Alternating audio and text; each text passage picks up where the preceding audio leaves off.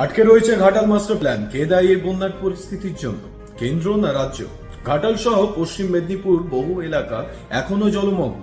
অতিরিক্ত বৃষ্টি ও ডিভিসি জল ছাড়ার কারণে নদীর জল হুহু করে বেড়েছে। বহু মানুষ ঘর ছাড়া, ফসল, রাস্তা, বাড়িঘর সবই ক্ষতিগ্রস্ত বলে জানা গেছে। দুজনের মৃত্যুর খবরও এসেছে সামনে। এই পরিস্থিতিতে রাজ্য সরকারের অভিযোগ, ঘাটাল মাস্টার প্ল্যানের জন্য 1 টাকাও কেন্দ্র সরকার দেয়নি। এই পরিকল্পনা 2014তেই কেন্দ্রের কাছে পাঠানো হয়েছিল, কিন্তু এখনো সম্পূর্ণ হয়নি। রাজ্যের জলসম্পদ মন্ত্রী মানস ভূঁইয়া জানিয়েছেন 2022 সালে কেন্দ্রের কাছে ফের আবেদন করা হয়, তবু সাড়া মেলেনি।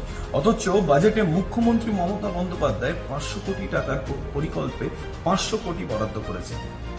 অন্যদিকে বিজেপির প্রাক্তন সাংসদ লকেট চ্যাটার্জি সোশ্যাল মিডিয়াতে বলেন 2024-এর মধ্যে প্ল্যান সম্পন্ন হওয়ার কথা ছিল, কিন্তু 2025-এও ঘাটাল ডুবে আছে। তার অভিযোগ, তৃণমূল সাংসদ দেবকে নাকি এখনো দেখা যায়নি এই পরিস্থিতিতে।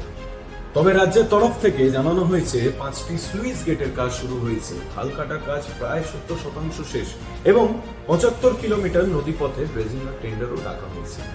তাহলে কবে মিটবে এই জল যন্ত্রণা? বন্যা পরিস্থিতি থেকে কবে মুক্তি পাবেন ঘাটালবাসী? মতামত জানাতে কমেন্ট করুন আর সাবস্ক্রাইব করুন আরো আপডেট পেতে গেলে।